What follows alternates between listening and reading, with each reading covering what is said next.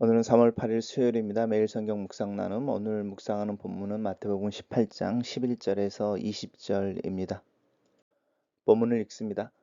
너희 생각에는 어떠하냐? 만일 어떤 사람이 양 100마리가 있는데 그 중에 하나가 길을 잃었으면 그 99마리를 산에 두고 가서 길 잃은 양을 찾지 않겠느냐? 진실로 너희에게 이르노니 만일 찾으면 길을 잃지 아니한 99마리보다 이것을 더 기뻐하리라. 이와 같이 이 작은 자 중에 하나라도 잃은 것은 하늘에 계신 너희 아버지의 뜻이 아니니라. 내 형제가 죄를 범하거든 가서 너와 그 사람만 상대하여 권고하라. 만일 들으면 내가 내 형제를 얻은 것이요 만일 듣지 아니하거든 한두 사람을 데리고 가서 두세 증인의 입으로 말마다 확증하게 하라. 만일 그들의 말도 듣지 아니하거든 교회의 말하고 교회의 말도 듣지 아니하거든 이방인과 세리와 같이 여기라.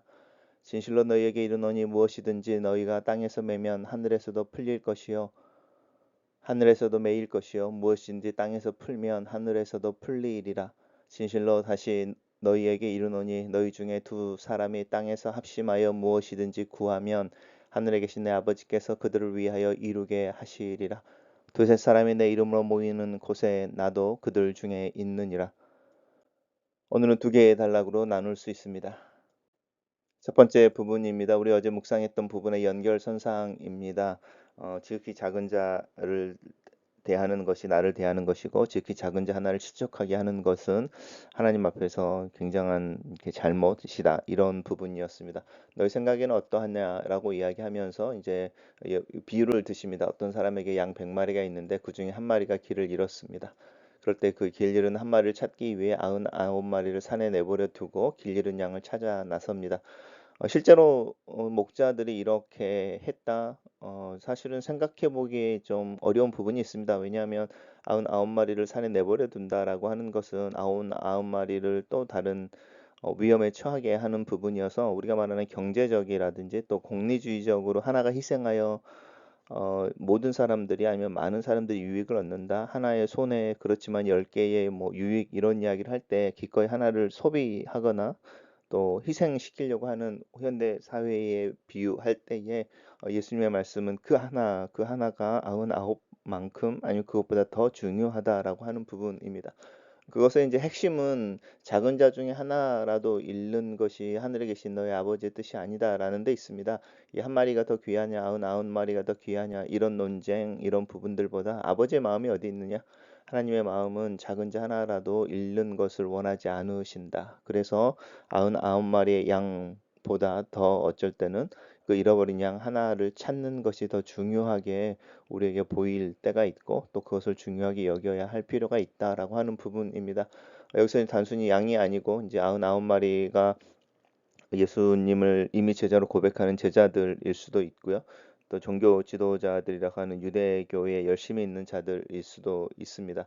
근데 뭐 본문의 문맥 속에서 지금 이 이야기를 예수님을 믿고 있는 제자들에게 하고 있는 거여서 교회에 하는 소리로 들으시면 좋겠습니다. 단락을 요약해 보겠습니다. 어떤 사람이 양 100마리가 있는데 그중에 하나가 길을 잃으면 그 99마리를 산에 두고 가서 길 잃은 양을 찾고 찾을 때 기뻐하는 것처럼 작은 자 중 하나라도 잃는 것은 하늘에 계신 너희 아버지 뜻이 아니다. 이렇게 요약해 봅니다. 두 번째 단락입니다. 두 번째 단락은 이제 내 형제가 죄를 범하거든이라고 하는 부분입니다. 이제 잃어버리는 양 실족하게 하는 것이 아니라 이제 스스로 죄를 범하여 이제 하나님으로부터 멀어져 가고 있는 경우에 대한 이야기를 하는 것이죠. 가서 너와 그 사람만 상대하여 권고해라. 1대1로 권고하라라는 것입니다. 그렇지 않을 때는 두세 사람, 한두 사람을 더 데리고 가서 두세 증인의 입으로 이것은 이제 당시에 재판의 형태를 띠는 것인데 두세 사람이 같이 가서 증인의 역할을 해준다. 이것은 내 형제의 죄라고 하는 그 죄라고 하는 부분이 공적으로 드러나 있는 상태를 의미합니다. 은밀한 것을 파헤쳐서가 아니고 증인을 세울 만큼 이미 주변에 알려져 있을 때라고 하는 것이 죄를 범하거든이라고 하는 것 속의 가정이라고 할 수 있죠. 혼자 먼저 가서 두 번째는 둘이 같이 가서 그리고 교회를 통하여 그래도 말을 듣지 않고 회개하지 않거든 이제 관계를 정리하라라고 하는 부분입니다. 이방인과 세리같이 여기라 회개하지 않는 자들을 향하여 하나님께서 단호하게 이야기하시는 부분이 있습니다. 그러면서 이제 너희가 땅에서 매면 하늘에서 매이고 무엇인 땅에서 풀면 하늘에서 풀린다. 이 부분은 재판에 대한 이야기, 또 용서에 대한 이야기, 이제 이 교회가 가지고 있는 이 열쇠에 대한 이야기를 하는 거죠. 베드로가 고백할 때 내가 너에게 천국의 열쇠를 준다라고 말했던 그 열쇠를 의미합니다. 그러면서 두세 사람 땅에서 합심하여 무엇인지 구하면이라고 하는 부분도 이 맥락 속에서는 사실은 기도라기보다는 형제의 회개에 대한 이야기입니다.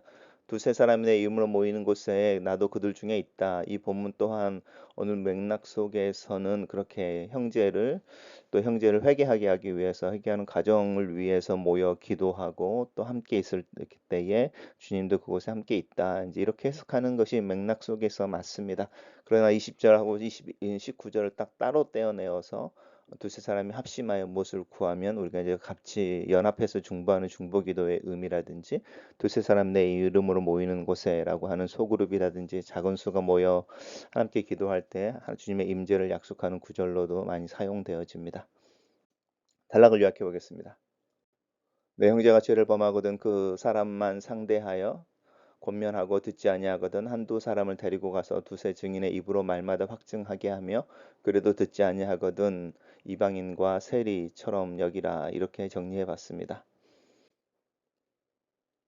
누가복음의 이른 양의 비유는 복음을 거부하는 교회 밖 죄인 한 사람을 뜻한다면 마태복음의 이른 양은 교회에 속하여 있는 작은 자, 그렇지만 그 실족하여 방황하고 있는 지체를 의미합니다. 예수님은 길 잃어버린 양 한 마리를 찾아 나서는 목자입니다. 다시 찾은 양 한 마리를 길 잃지 않은 99마리 양보다 더 기뻐하십니다. 말썽을 일으키는 교인 하나를 돌보시느라 정도를 걷고 있는 다수의 성도를 역차별한다는 뜻은 아닙니다. 99의 최대의 행복, 안녕을 위해 한 사람의 상처와 고충을 불가분한 것으로 여겨서는 안 된다는 것입니다. 어린아이, 작은 자의 정체성을 추구하며 서로 섬기는 것이 교회라면 작은 자를 어떻게 대하는지 그 진정성이 입증될 것이기 때문입니다. 누군가를 비방하고 외면하고 싶을 때 그를 찾아 나서는 하나님을 먼저 떠올려야 하겠습니다.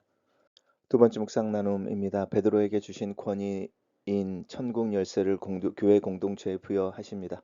교회 문을 닫는 것은 곧 천국 문을 닫는 것이므로 이른 양이 돌아오기까지 문을 열어두고 합신하여 기도하라 하십니다. 지체의 회개와 회복을 위해 무엇이든 구한다면 하나님은 모든 것이 합력하여 선을 이루게 하실 것입니다. 한 영혼을 귀하게 여기는 사랑과 합심하여 하나님의 뜻을 구하는 기도가 우리 공동체에 있습니까? 글로 쓰는 기도입니다. 함께 신앙을 배우고 살아내며 교회를 이루는 이들을 귀하게 여기는 마음을 주시옵소서. 하늘에 계신 아버지의 마음으로 내 주변에 있는 형제 자매들을 바라보게 하시옵소서.